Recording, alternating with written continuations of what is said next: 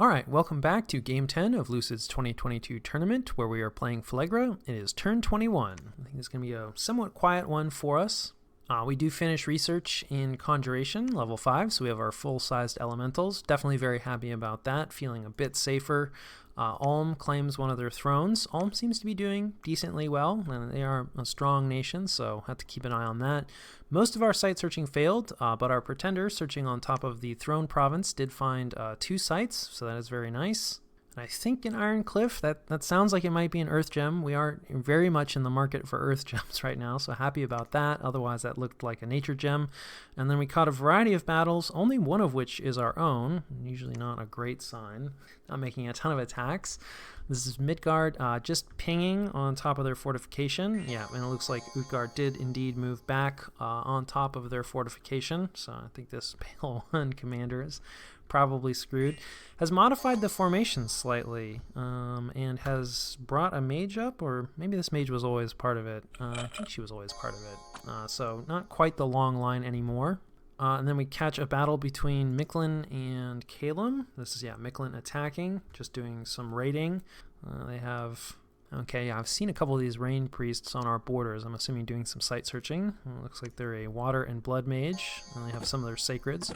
It's interesting. Vedheim, felt that quickness was somewhat wasted on Miklin, which, I don't know. I don't really know Miklin. I do feel like Ozolotls would like quickness. I don't think quickness is ever bad. I think it's more just an observation that they felt it wasn't really worth the cost. There actually is more than default amount of province defense here, but with these sacreds and honestly even just the Bakemono, I think Bakemono are pretty nasty. They're not going to love the crossbow fire, but crossbows actually fire a bit too slowly. It'd be actually better to have archers. Not that you can control, what province defense type you end up getting. Looks like there was a little bit of foreign recruitment going on there, but it doesn't work out for Kalem. I do think they're in trouble. Miklin is hitting them pretty hard, and Ulm is also hitting them, so anytime you're in a 2v1, that's tough. This is interesting. So Utgard attacking, just pinging a scout off, wanting to see what Vedheim has on top of here. And I did think that there was a good chance that whoever jumped on top of Xibalba's capital would end up fighting Utgard for it, right? Because Utgard has got to be somewhat aware that Miklin had attacked into Xibalba a decent amount, and it's probably, since they're now killing Miklin, I'm probably like, okay, well, why don't we just move right on to Xibalba? So it would be interesting to see. I don't think what Vedheim has here is really even going to be able to put a dent into those sacreds. Which is a bit concerning, right? Because they have a bunch of crossbows, and that's what we have. So they managed to friendly fire some of their own stuff. That's just the nature of archers. And then we have our raid, the most important battle of the turn. Some Mouflon against, standard amount of province defense, and a heavy amount of Mouflon. So we should be able to come away with that, no problem. Yeah, no losses, so it's nice that, we at least take another province off. We'll see, what raiding options we have once we actually take a look at the map. And then it looks like this is probably an assault on that fort. Yeah, so Utgard is going in. This is going to be the most interesting battle, at least, that we catch this turn. And Midgard has definitely brought some gems out, so, and they have a decent number of sacreds here as well. Yeah, I recall them having a lot of strength on the bless. Yeah, strength plus 8. So, if any Vans were to ever be able to break through, these Gam herdings, it would be these Vans. But still, the Vans, the Gam herdings, pretty crazy. In terms of the bless that they have, protection is not that high, but you can't ignore the fortitude, and then the regeneration plus blood bond is pretty rough. And then I think they have shock resistance as well. Yeah, they have shock resistance, so of course that's one of the main magic paths that Midgard has access to. Midgard not really able to block the gap super effectively, but Utgard is giants, right? So it's kind of hard for them to get through the gap anyway. Midgard doesn't really have much in the way of numbers. It's often a problem with elves. They are using some astral. They have some astral mages in the late age, and they are making mincemeat of those undead. Well, I suppose there's not a lot of meat on undead, but regardless, almost all of the undead are gone, and now it is just the gam herdings. So there are definitely a good amount of damage on a lot of these gam herdings. I do think this won't be without loss. Yeah, there's some mind burn there, and that is something that we noted. There's not much in the way of magic resistance on these gam herdings. Yeah, interesting. I thought they were 12 for some reason, but they're 13, which is, better than, say, like a militia, a regular human unit. But not all that much, not enough to be able to resist a lot of nasty magic resistance spells out there. So, and they are struggling a bit. They don't really have much, in the way of attack skill. Yeah, and the Vans, right? They have the glamour, they have the defense skill, and they have a ton of strength. So, like, they are able to grind their way through, even with the regeneration and the blood bond. It's kind of interesting. I wish I'd been able to see like the main battle, because this kind of looks like it's going to work out for Midgard. So it's like, yeah, I wonder what happened in the main fight, because obviously Midgard felt, they must have lost a major fight, and I said it was going to work out for him here. This looks like it's not going to quite work out, but still a bit of a Pyrrhic victory for Utgard. This is going to be fairly painful. There's still plenty of game herdings here. This is still a very scary force, but now... Right now it's looking like, okay, yeah, Vedheim probably could hold on to Xibalba's capital, and this is probably going to be curtains here for Midgard. I don't think in fact, they might actually be eliminated. They might have one other province, but I don't think they have any other infrastructure. This actually looks like a thug here. Yeah, basic but effective, great sort of sharpness combined with luck. I feel like luck is not as good on elves, but then again, it can be difficult to hit elves, and then you get a killing blow, and then they don't die because they're lucky. But of course, since elves have high defense, and the idea is to not get hit, and luck only helps you when you get hit, and you would have been killed by that hit. But it's also just it's fairly early in the game, so you forge what you can, and I do think obviously it's working for this guy. So I would say that like luck on elves can be effective. Yeah, so he does finally go down. Perhaps he got a lot of lucky rolls for his luck. But it does say, yeah, armies of Utgard are routed. They are berserkers, though. So, yeah, pretty close. Pretty down to the wire if these guys fall asleep. But I don't think they will. The archers here, they're not going to be able to hold them off. So let's take a look. Yeah, Utgard did indeed win. But, yeah, pretty rough victory. Losing over half of all of their sacreds, all their chaff, which matters less, but still relevant. And then losing all of the commanders, which, they didn't bring all that many commanders, and none of them were especially expensive, I don't think. Although I guess this guy might be a hero, maybe a multi-hero. But there's no commanders here now whatsoever. So, they did take the fort, so they'll be able to recruit a commander relatively quickly. But still, these gam herdings are going to be stranded for at least one turn. So, yeah, that's definitely an excellent defense by Midgard against some pretty scary sacreds. And then we have some unexpected events. Yeah, let's see. Warring tribes, of course, so we get some more unrest. This looks like what was a valuable province. Still will be, but we really probably should put together some patrol groups that are specifically going to go after, these more valuable provinces where we're going to get unrest events. So yeah, we'll have to think about that. And then we get death +3. That's unfortunate. Luckily, this is not one of our more valuable provinces, although I do think it's where we're recruiting, some of our foreign mages, but yeah, it's very unlikely that we're going to, run out of population, because our scales will remove those death scales before too long. 2 worldwide events, right? The Throne of Gaia, Awakening Forces. So probably next turn we're going to get attacked by some independents. And someone found the Veil of Infinite Horror. Fantastic. So some people get horror marked. Not too relevant. We do catch a scout from Utgard here on top of our throne. So, they are interested. And it looks like maybe one of our commanders was set. Oh man, one of our site searchers was set to retreat. And unfortunately, they died when retreating in enemy territory. We've not had good luck with our mages retreating this game. So that is unfortunate. We definitely trading a mage for a scout. Not a good trade, not a trade we were intending to make. And our patrollers kill a few brigands. And I'll catch you guys after the jump. All right, this is the situation and what we're doing about it. Yeah, this is not going super great. So we are continuing to raid a bit against Xibalba. We are leaving this forest in place for Vedheim. I don't think I should probably respond to Vedheim. We're probably going to end up fighting Viddyheim, so I'm not in a huge rush to chat with them, because they're probably going to be interested in I don't know, we'll see. Maybe they want to attack us, but I feel like probably this is very favorable borders for them, right? If they take all of what they've asked for from Xibalba, so there's a fair chance that they're already somewhat extended from their capital, and they have favorable borders, so they might be interested in a non-aggression pact, which we probably won't be interested in, so I'm not really in a rush to do diplomacy with them. Anyway, we are going to leave this here for now, because I'm not interested in tangling immediately, because we're not quite there yet. Yeah, okay, we have finished Conjuration 5, right? So fire elementals, and then I think flaming arrows. Both of these things are going to be really useful for us, so we should get flaming arrows next turn. And then I want to try to grab this throne before we fight Viddyheim. So unfortunately, I left behind half the army.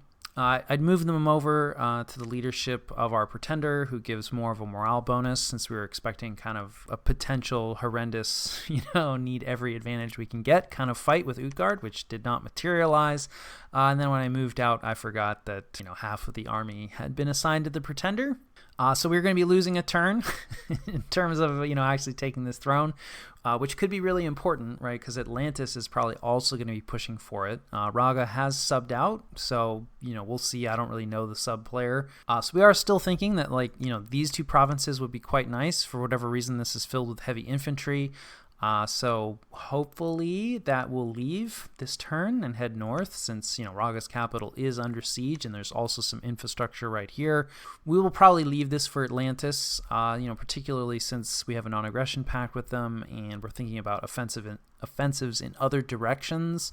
If we pick up this throne and just a couple border provinces, that's going to annoy Atlantis. But as vulturing goes, it's pretty within the norms. If we were to pick up some infrastructure as well, then Atlantis might be thinking, well, maybe we should just attack Phlegra. Also in the interesting news department, Utgard has reached out and offered a non-aggression pact 3, which is interesting. They're probably somewhat concerned since they're quite large, and we know that Atlantis is worried about them. And while I do think Gath worked with them a bit to attack Midgard, if I was Gath, I would be fairly worried about Utgard as well, since these two are Utgard's biggest neighbors, and then Viddyheim and myself are going to be relatively minor neighbors.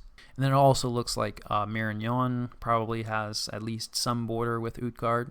But this is interesting from a throne standpoint, right? Because I was thinking, 1, 2, 3, 4, and then 5, 6 would be how Utgard was aiming to win and win quick, right? With the throne rush kind of idea. But if they're offering us a non-aggression pact, then clearly they're not interested in rushing for at least this throne. So perhaps there's another throne, right, that they feel they can push and grab, or maybe they're not actually going for so much of a throne rush situation. I mean, I'm sure they took awful scales. We can't really fully see that yet, because I don't think their scales are likely to have moved up to a place, where our Dominion pushes and we don't have any stealthy priests. But considering the bless that they took, their scales are going to be pretty awful. But in some ways, you can kind of just outrun your awful scales by getting absolutely massive. And they have gotten quite large, so they may feel that they don't really need to rush for it. They're in a good enough position that they can take a minute to build up, and do a bunch of research and, get a more convincing win, right? Rather than just relying on the really strong bless and striking really quickly before anybody else can build up. So we'll see. I have not responded to that yet either, and I will probably decline simply because, again, they're likely to be the target of a coalition, and there's definitely stuff along our border that we'd be interested in picking up, whereas it's unlikely that Utgard is going to throw themselves, right in a long-range weird attack when they have so many other large threats. So I think a non-aggression pact is going to be much more beneficial for them than for us. So yeah, I probably will eventually decline that, but it's kind of interesting game state stuff. Speaking of Utgard, we're going to try to raid this province. It's sort of a 50-50 that we bump, I feel like. and we will lose that bump. So, best case scenario, we pick up another province. Worst case scenario, we learn, how badly Mouflons are outmatched by these Sacreds. And I mean, really, really badly, but it's like, are they even going to do any damage? How quickly do they die? Things like that. We will still get some useful information, but make no mistake, we will kill nothing and we will lose everything if we bump. So this is a bit dangerous, but Mouflon aren't that expensive to replace. So, it's not the end of the world if we bump. This, honestly, like the army situation is worse. At least we will be able to bring up, reinforcements. So this army will be fairly large and more than enough to deal with this throne. And then from there, like I said, we'll probably end up fighting Vettiheim really in a lot of ways, just because, we're going to have non-aggression pacts, pretty much with almost all the rest of our neighbors. We don't have one with Ulm, and we won't have one with Utgard, but for our major borders, they are secure.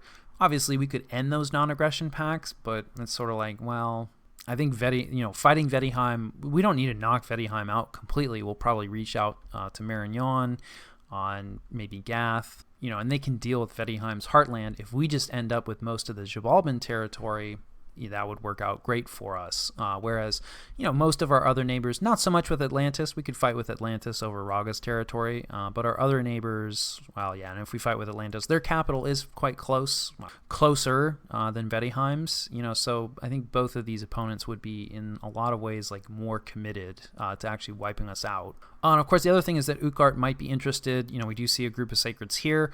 Obviously, we know they took heavy losses here, but there's still a powerful force, right? You combine these two groups, and you've got like roughly 40 of those Sacreds, and that is a lot. I think that's going to probably roll over what Vettiheim has here, so Utgard might still be interested in taking Xibalba for themselves, in which case, we're probably going to end up tangling with Utgard at that point. So that's kind of the situation as I see it, and what we're doing about it. Recruitment-wise, we are getting a lot of recruitment in, doing more of our Oppressor Archons, finishing one off, getting Mouflon in the capital. This is probably, some crossbowmen here, not that many crossbowmen.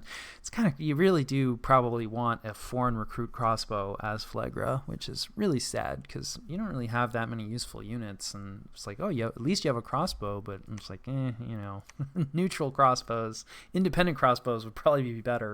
We are going to recruit, a few more of these Cyclopses. Yeah, I don't know. I'm back and forth on them. I do think that they're going to perform better against Utgard's Sacreds, at least until, the magic resistance kind of counters come online. Hoping that that'll be a little while for Utgard, since their scales are probably pretty poor and they might have tanked Drain. So, we'll see what kind of research they have. So this is a bit in the questionable department, but we're going to give them a shot since, if ever they have a time, I hesitate to say shine, because they're still not going to trade very well with those Sacreds, but they at least have a chance of, killing a few of them. And, we're mainly going to be focusing on our spell casting with our fire elementals and incinerate and things like that. But, if we have some units that can stand up to a bit of punishment and deal a little bit of damage themselves, that is going to be quite useful. So we're getting some more of those. We'll see how that goes. And then fort-wise, we chose to put down the fort here on top of the throne. And honestly, this in a lot of ways is just because, well, we're going to have to put a fort here eventually. So, rather than try to puzzle out like where exactly the best place is going to be, we're just going to put it on top of the throne. So, it is what it is. So yeah, that more or less covers what we're up to, and I think it covers most of the goings-on in the world. Calum, continuing to get taken out. They're, submitting some turns a little on the late side. I think that their investment in this game has waned, and that's understandable. I don't really see any way out for them from this scenario. So it's just a question of who comes away with the capital, which is an important question, because Mictlan and Ulm may end up getting drawn into a confrontation over this, and then how long is Calum gonna be able to hold out, and how painful are they going to be able to make this for their attackers? So yeah, I think that more or less covers turn 21. All right, welcome back to game 10 of Lucid's 2022 tournament, where we are playing Phlegra. It is turn 22. I don't think we have too much, possibly a bump. No, it looks like we did not bump. So that is definitely good news. Didn't bump with Utgard, that is, because we would have lost that bump, no doubt. We do finish Flaming Arrows. Moving on to some alteration research. We've talked a bit about where we want to end up with that. There's also some useful pickups for our Pretender, specifically at Alteration 3 and 4, Tempered Flesh and Iron Skin. So that's going to make her a little more survivable, and I felt like getting those in immediately would be nice. And then, of course, all the long-term stuff that we've talked about does apply eventually. And this looks like a magic phase attack. Aha, okay, so Utgard has a monolith. Nice. This is ye old mono drop, although it does look like Vedheim has, I don't know if they anticipated it or what, but they've moved a lot of their stuff out. This looks like mostly, the mercenaries and raiders, so I don't know whether they anticipated that their, life was in danger and, they moved their army out. I guess they must have moved it out last turn. I missed that. Or they stealthed with a bunch of their stuff. That may be what it is. They snuck away. That's probably, yeah. So they snuck away a good chunk of their army. I don't know where they snuck it away to. The monolith should be able to deal with this. Let's take a look at the paths. Yeah, the paths are going to be kind of insane, right? Because this is the source of that bless. Yeah. We'll see about the trembling. We certainly have to respect those sacreds, but I mean, at the end of the day, they are just sacreds, cap only. We're very glad that we did not start next to this, because we certainly wouldn't have been able to hold it off. And this monolith is going to be very dangerous, just period. We'll want to think a bit and probably kit some fellows out. They're going to specifically be better able to deal with a monolith and stick them in our army. And then when we build our super combatants, as we will definitely do once the tyrants come out, we're going to have to think about the fact that a monolith could drop on them. So in addition to them being able to handle whatever army situation we've got going on, possibly also monolith. So this is all good information for us to be getting, and it's a good thing that Vedheim moved their stuff out, so we'll just watch some Vedi get absolutely destroyed. That said, there is a death mage here, right? And I think he's only a death 2, so he's not going to be able to produce a ton of skeletons. Oh yeah, and now he's advancing and casting spells. Tangle Vine's not going to do much. He should probably just make more dead.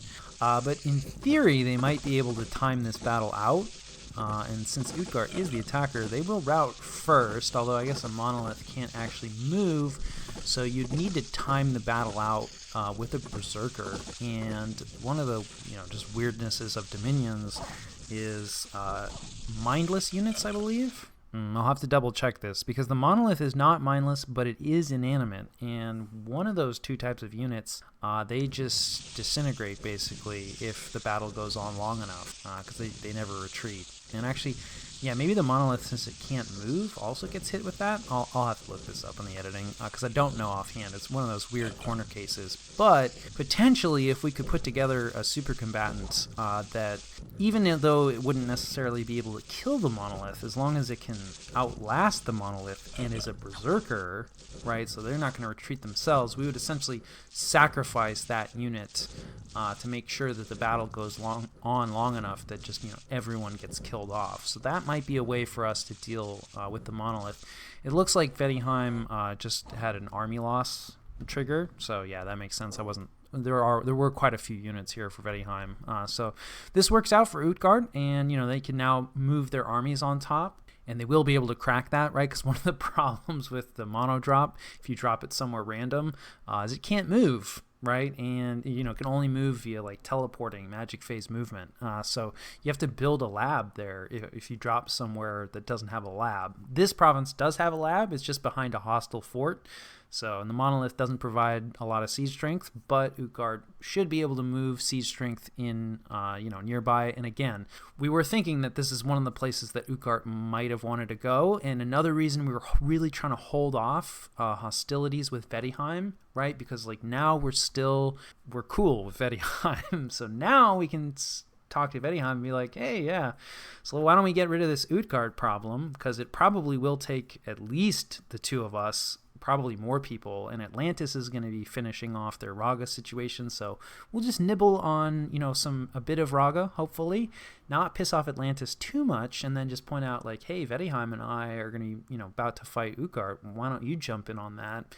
At that point, if we have 3 people, that's a pretty easy sell to Gath, unless they're particularly concerned about one of the people that's already in the coalition getting too strong, right? But Utgard is in, such a scary position, and having eliminated, a really excellent player, everybody's going to sit up and take note of that. This player has a reputation of their own.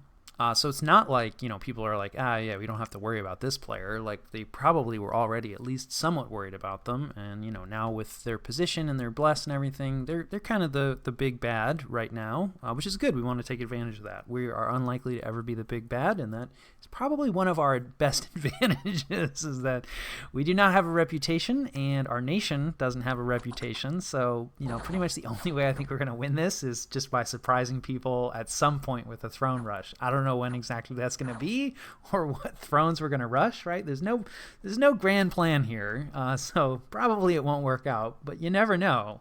We do take that province, from minimal province defense, right? We have quite a few Mouflon here, so we weren't worried about the province defense. We were just worried about the bump, which looks like didn't happen.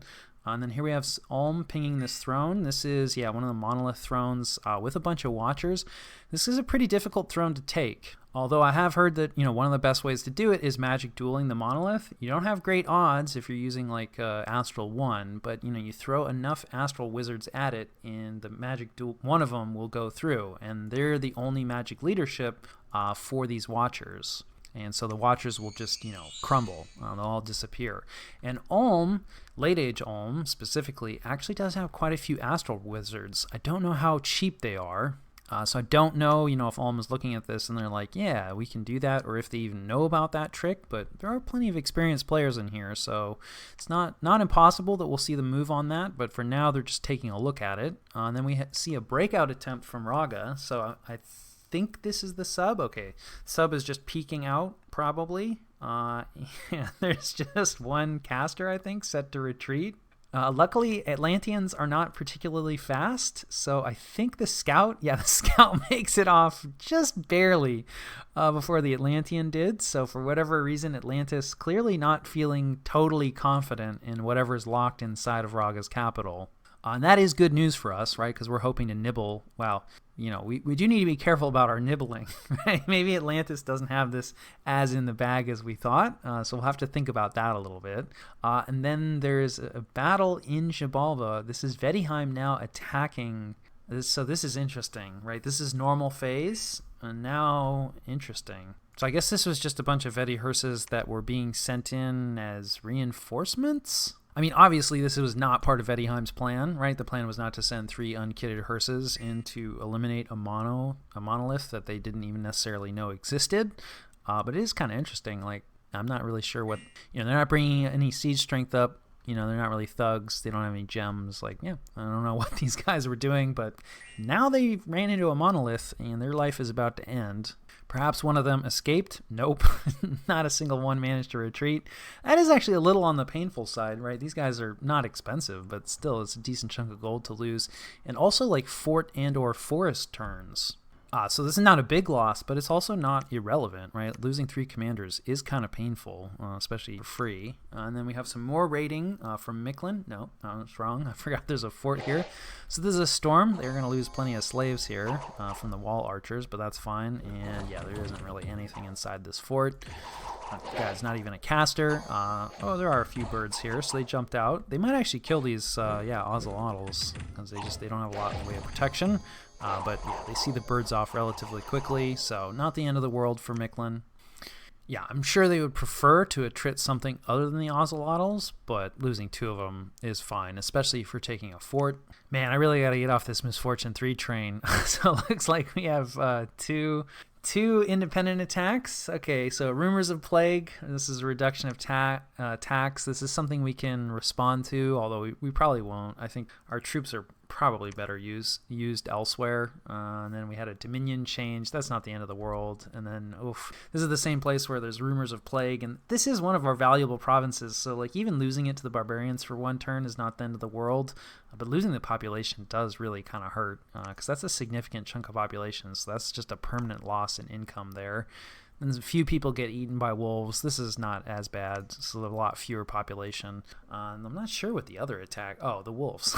Okay, right. Yeah, that makes sense. We actually have a chance here. We'll see. This is just, I think, 6 province defense. I think, yeah, we've seen something like this before. These dire wolves can be kind of dangerous. These are light infantry, though, yeah, rather than militia. And I think that probably makes the difference. So those wolves not very good. We hold on to that one. That's nice, although I don't think that province is super valuable. This might be a place that we PD dumped. Excellent. So we have a ton of, wait, no, these are the barbarians. never mind.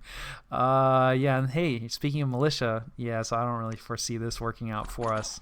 That's a bit on the sad side, but we should be able to send something in. Yeah, we're at least gonna deal some damage. Yeah, there's a little bit of routing, inflicted a few casualties. That's still like 40 barbarians. Oh yeah, this is on the border with Miklin. We were doing a little bit of recruitment of light infantry there. So that's unfortunate. It happens. Misfortune 3. And I will catch you guys after the jump. All right, this is the situation and what we're doing about it. Probably the most interesting thing for us is we are going to try to vulture some of Raga's territory. Ugh. Didn't really script this. Don't think it'll matter too much. This is a pretty large unit of Mouflon for raiding, and not expecting there to be, a ton of province defense here. We'll see. One thing is we are leading this with just a regular indie commander, which with the Phlegran troops, unfortunately, because they are slaves, their morale is not great, and they really need some help. Well, I don't know if help is the right word. Encouragement. It is useful for us to administer some brutality from our fort commanders with the Taskmaster trait. So, normally leading raiding groups with independent commanders is absolutely the way to go. With Phlegra, it's a little more questionable, but like I said, we're not expecting a ton of resistance here, so we're at least going to make that raid initially. We are moving our raiders back in this direction because, never really responded to Vettiheim about, their forest proposal. We just left this forest there and didn't take it, so we sort of tacitly so we left the possibility open, right, for that agreement to go through. But, now the situation has changed a lot. So we're going to bring this raiding group back. And obviously Utgard is pretty interested in it. I suspect they'll go here.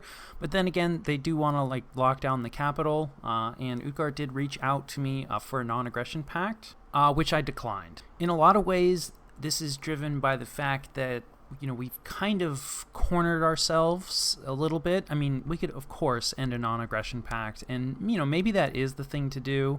But we've talked about our other targets, right? I mean, Atlantis is unappealing because of the underwater holdings. Miklin is, by Utgard's own admission, the best player left in the game. So now we have 2 good players, because make no mistake, Utgard is a good player.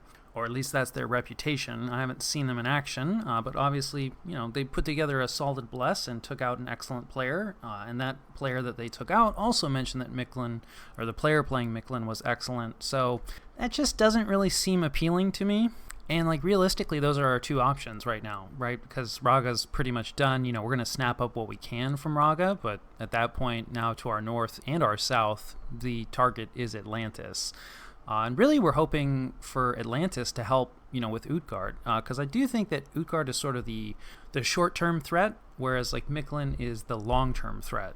But we already have non-aggression pacts in all the other directions. So, and this is the area that is probably least controlled by anyone, right? Just since it was another nation that was just recently, hasn't even been fully conquered. So in a lot of ways, this is probably going to be the easiest place to pick up gains anyway, except possibly Raga, right? Obviously, that's also a situation where Atlantis is not in full control. But then, again, we're just sort of stuck in a forever war against Atlantis until we have some sort of way to go underwater, which we don't really have yet. So it's kind of unappealing. Utgard was, open to negotiation, right? It was really more me that was less interested. They mentioned that, they mentioned that Miklin was planning on attacking Vettiheim next, that the 2 of them were going to work together to destroy Vettiheim, which, isn't really great for us. I mean, it's somewhat neutral, but, Miklin getting much larger is also problematic. So we actually passed that information along to Vettiheim, who seemed unconcerned that, Miklin would be attacking them, which concerned me a little bit. So we'll see in the coming turns, if that confidence is misplaced or, if they have a good handle on the situation. But anyway, Utgard, just said that they didn't want me jumping in while they, finished off Vedheim and, Xibalba, which is kind of like, okay. So, I mentioned, well, if they're worried about getting too large, because they said they weren't planning on picking that much territory up from Vedheim, I would take Xibalba's capital off their hands, which I did not expect, right?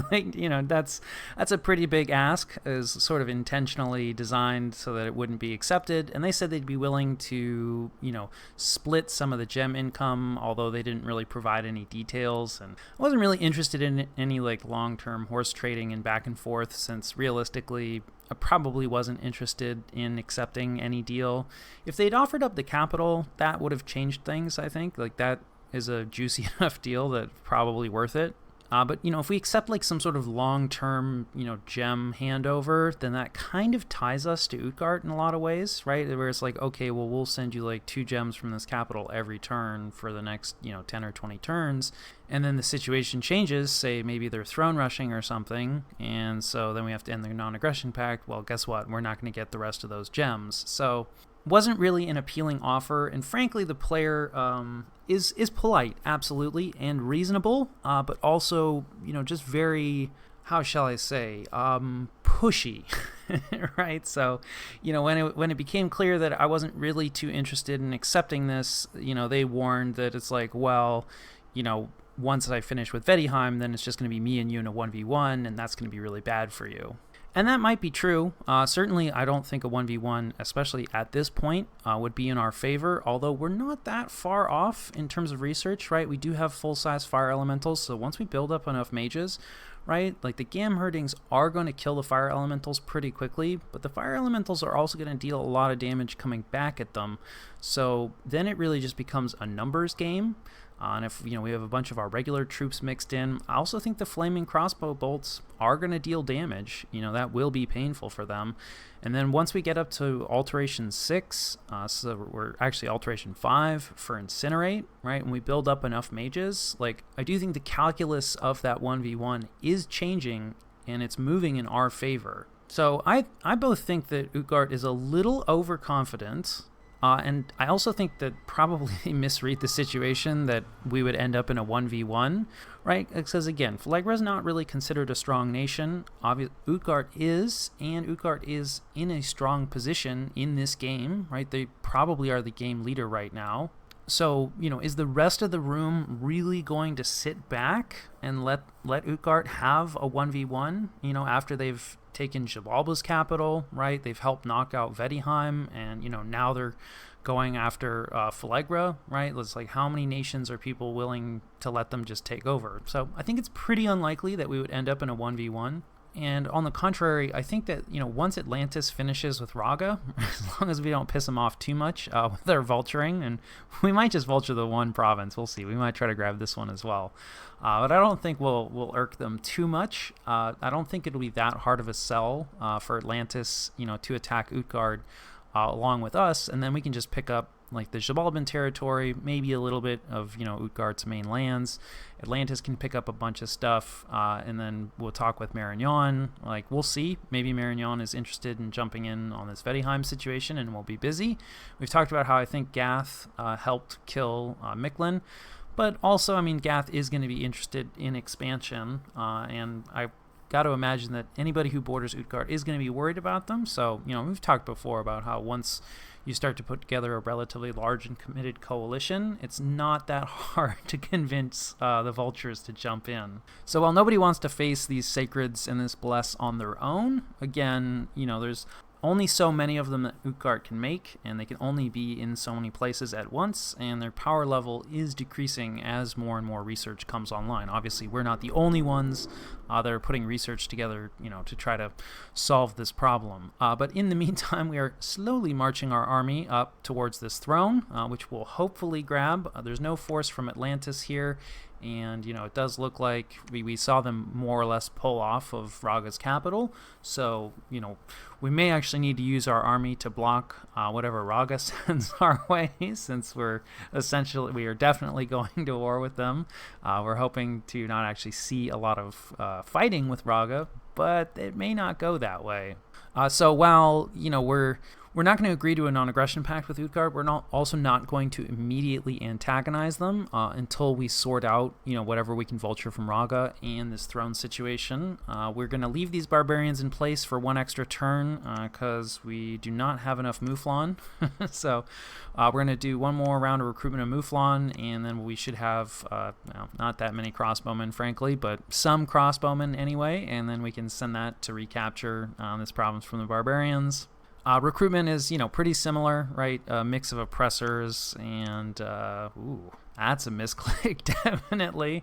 Was probably, deciding between an oppressor and a shackled mage and canceled and forgot to reset it. We are still getting some of these Cyclops soldiers, and then in the capital we are getting another oppressor. We'll probably stick with oppressors until the capital blows up, and we can do tyrants.